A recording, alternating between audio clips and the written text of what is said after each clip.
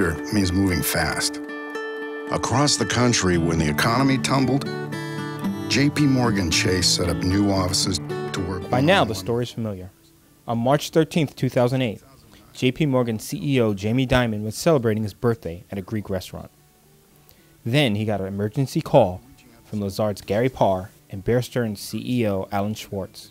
That call set in motion a string of events that changed J.P. Morgan. Well, at the beginning of the financial crisis, J.P. Morgan was in much better condition than most banks in the United States, and therefore, when the government needed assistance to pick up these companies that were troubled, it went to J.P. Morgan. So it acquired Bear Stearns, it acquired Washington Mutual.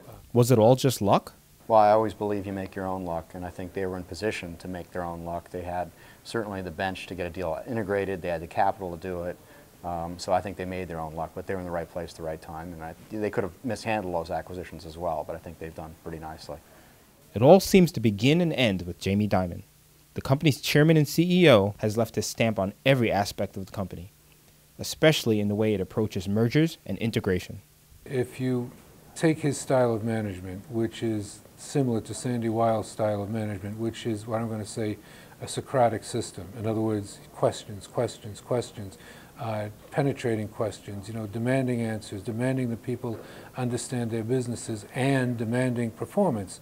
It's a style he picked up at his prior jobs at Citigroup and Bank One. Certainly his history started at Citibank, and I think there was a little bit of a power struggle, so unfortunately he lost his job. But I think his history in integrating Bank One, which was very important, he really had to do it there too, because Bank One was a big deal shop and tons of deals over the years, and I think they really needed to get that up and running and fixed. And so I think he really cut his teeth there for sure. The bank was also helped by Dimon's moves early on to finally integrate all of the deals that created J.P. Morgan Chase through the 90s and early 2000s. Those companies were not well integrated, whether it was Manny Hanny or Chemical, Chase Manhattan, J.P. Morgan. I mean, they built these companies, cobbled them together, but nobody really took a sword to them or broke down the silos. So I think when Jamie showed up with his deal with Bank One and J.P. Morgan, there really was a chance to sort of recast this company and break down the silos, and rather than have people go, hey, what was your legacy company that you worked for?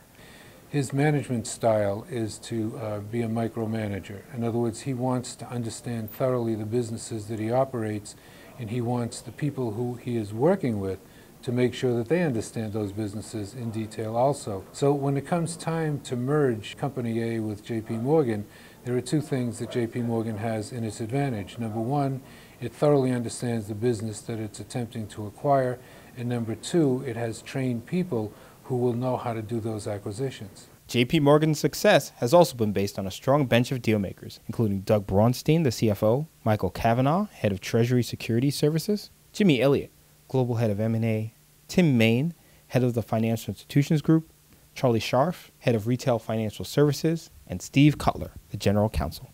Over time, a kind of Spencerian ethic has developed in that company, so that Jamie Dimon has developed a very strong middle management team. And the problem is that when he leaves, there'll be more than one person qualified to take his position. But I don't think that he'll be leaving for some time. I think maybe 2 years ago, he might have been thinking about a Treasury Secretary job, but right now, I don't think that's even remotely possible. And I think that he'll be there for a number of years.